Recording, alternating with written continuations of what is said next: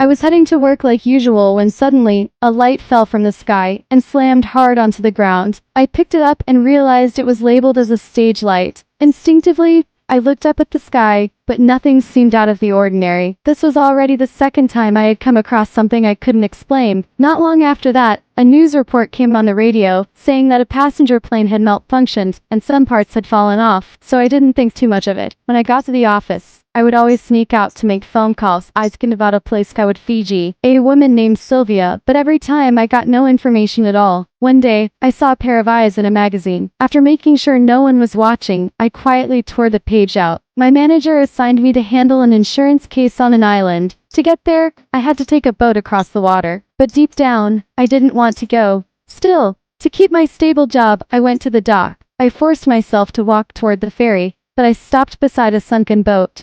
I just couldn't overcome that fear inside me, but I didn't know that it just was actually a test deliberately set up by the show's producers.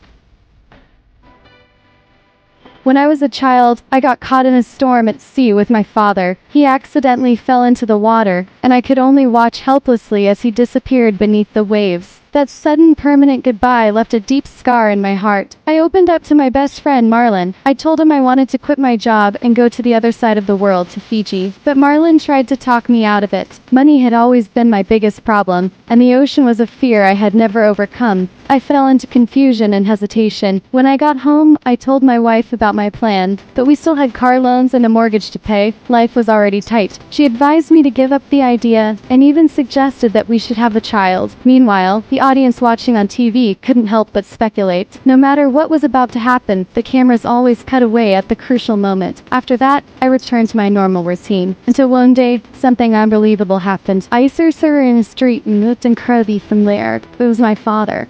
He had been gone for years, and I said next to me dot my own ears. Teeth. You worry?